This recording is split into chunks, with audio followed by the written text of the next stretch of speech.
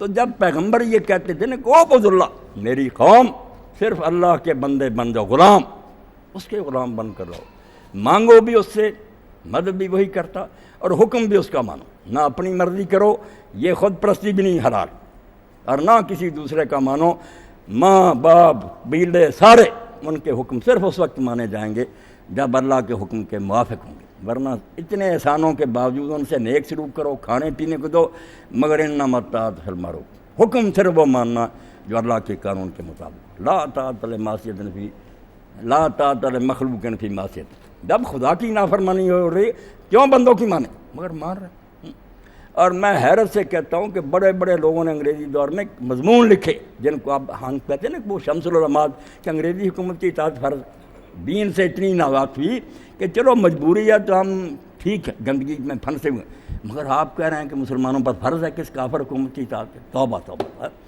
تو اللہ کے پیغمبر آ کر پہلی بات یہ کہتے تھے کہ سارا فساد اس وجہ سے شروع ہوا کہ لوگ یہ اپنی مرضی کرتے ہیں، اب نفس ہے خود غرض، اپنی مطلب کی باتیں کہتا ہے، دوسرے جہنم میں جائیں، اس سے بھی کرپشن شروع ہوتی، کوئی دوسرے بندوں کی بات مانتے ہیں، دوسرے خواہ کتنے عقل مند ہوں، انسانوں کی عقل اتنی محدود ہے، کسی نہ کسی طبقے سے اس کا تعلق، جو قانون اسمبلی میں بنانے بیٹھتے یا امیر ہوں گے جاگیردار ہو وہ قانون بنائیں گے جس سے جاگیریں نہ ان کی ختم، غریب ہوں گے وہ اپنے مطلب کا بنائیں گے، وہ امیروں کا خیال نہیں کریں گے، ظلم کریں، ہاں، عقل خود میں غافلت بہبود غیر، اپنا فائدہ سوچیں گے، دوسروں کا نہیں سوچ، مگر وہی حق بھی نندہ ہے سود ہے، اللہ کی وہی سب کا فائدہ سوچ، اس کی نظر میں امیر غریب سارے جو ہیں سارے اس کے بندے ہیں، وہ کسی کے ساتھ ظلم نہیں ہونے دے گا، بیلنس ہے اس میں، میزان۔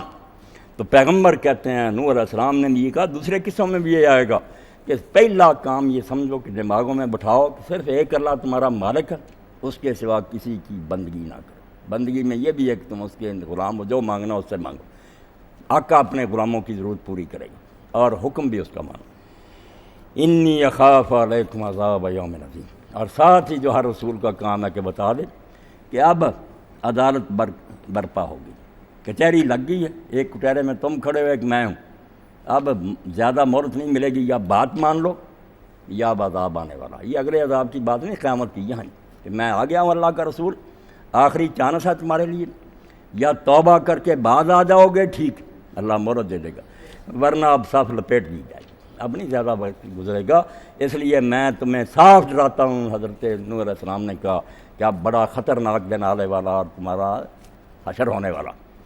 قال الملأ من قومه انا لنراک فی ضلال مبین، اللہ نے کہا یہ جو بڑے ہوتے ہیں نا، ملا لیڈر ہوتے ہیں، حکمران ہوتے ہیں، عام لوگوں کی بات نہیں کہ عام لوگ تو بیچارے بھیڑیں ہوتے ہیں، ان کو یہ ہانکتے رہتے ہیں نا اپنی مرضی کے مطابق، لیڈر یہی ہوتے ہیں، یا اقتدار ہوتا ہے لوگوں کے پاس، یہ مذہبی پیشوا ہوتے ہیں، ملا اور پیر، اور سوچا جائے اور دیکھا جائے ان دونوں کا گٹھ جوڑ ہوتا ہے، تاریخ گواہ ہے، صرف لوگوں کو دھوکہ دیتے رہتے ہیں، یہ مذہبی پیشوا اور دنیاوی حکمران اندر سے ایک ہوتے ہیں، وہ ان کو فائدے پہنچاتے ہیں، یہ بظاہر لوگوں کو بیوقوف بناتے رہتے ہیں، کبھی کبھی تنقید بھی کہ اندر سے ان کے ساتھ ہوتے ہیں، اس لیے اللہ نے جہاں جہاں ذکر کیا نا ملا کا کہ جو سردار تھے، اشراف تھے قوم کے، مخالفت انہوں نے کی پیغمبروں، عوام بیچاروں کو کوئی تکلیف نہیں تھی، اگر یہ دھوکہ نہ دیتے تو فوراً اسلام قبول کرتے، ان کے تو فائدے کی باتیں تھیں، عدل انصاف میں یہ دھوکہ نہیں، نبی کی بات نہ ماننا، یہ باپ دادا کے طریقہ سے ہٹاتا ہے، اس سے تو ہماری قوم تباہ ہو جائے گی، ہماری معیشت برباد ہو جائے گی۔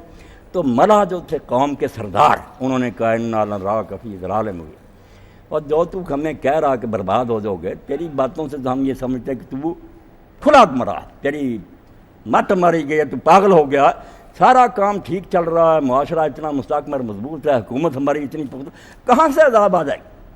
کوئی یہ دھمکیاں جو تو رہا پتہ تیرا دماغ چل گیا، معاذ اللہ پیغمبر کو کہنے لگے تو پاگل ہو گیا، تو ان باپ دادے کے طریقہ سے ہٹاتا ہے، خواہ مخواہ تو پرانا چلا آ رہا جو دستور اس پر تنقید کرتا ہے، عذاب کی دھمکی کدھر سے عذاب آئی؟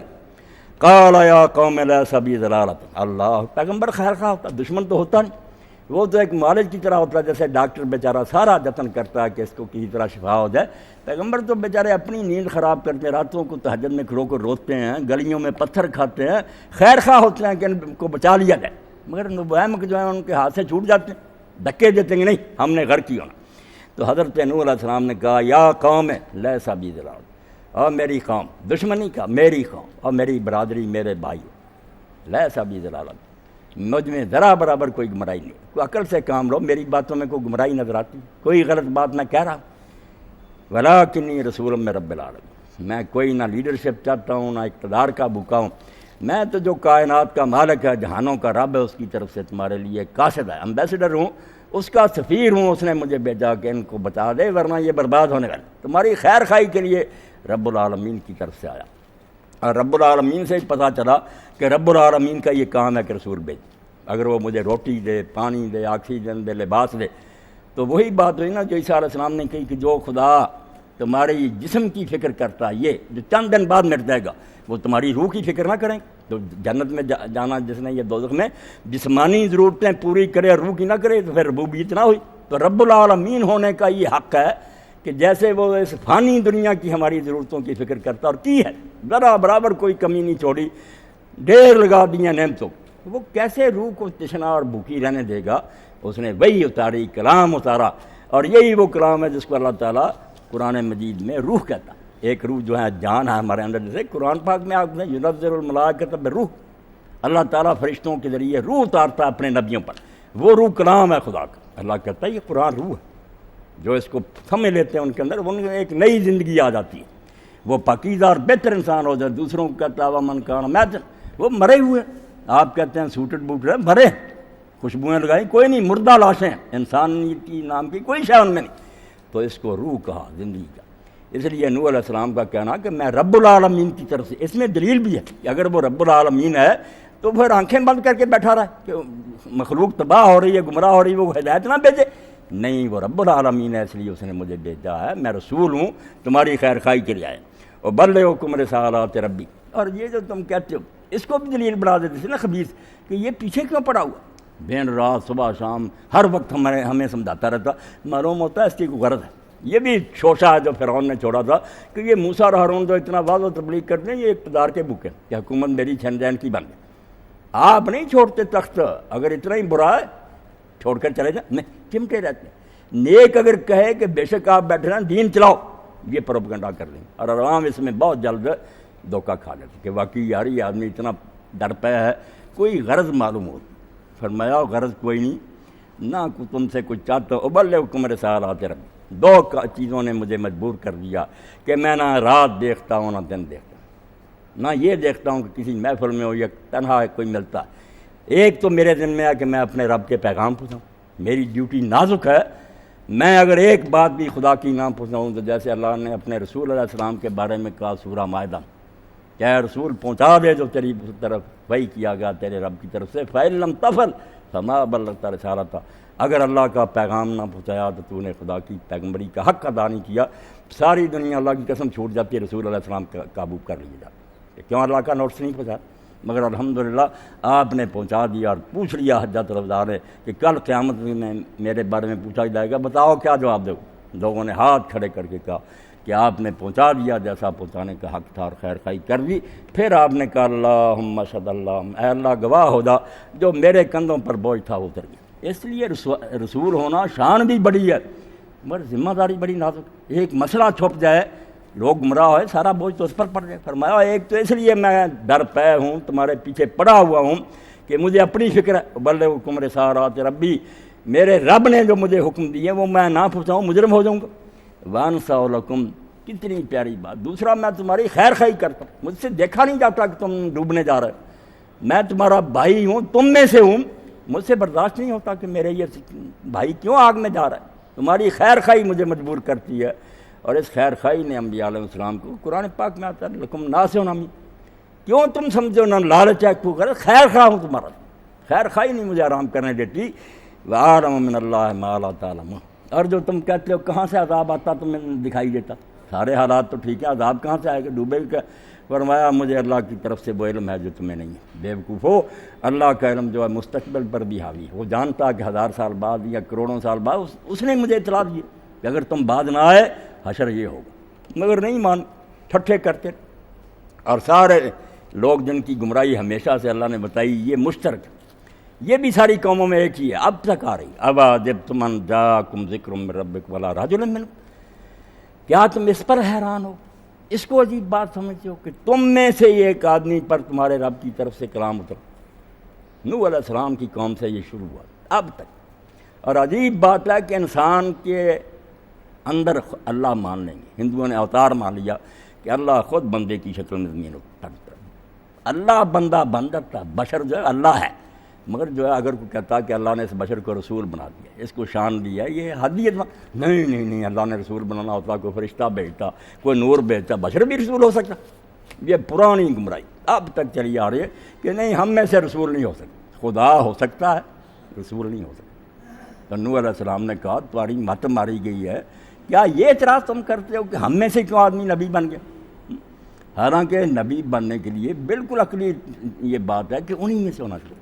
کسی اور گروہ میں سے آئے وہ بے شک نیک ہو، پرہیزگار ہو، لوگوں کے پاس ایک بہانہ کہ باتیں بہت اچھی، مگر کون کر سکتا؟ خاکی انسان یہ کام کر سکتا.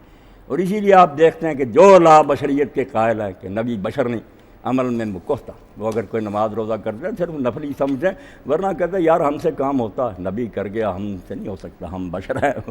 ظالم.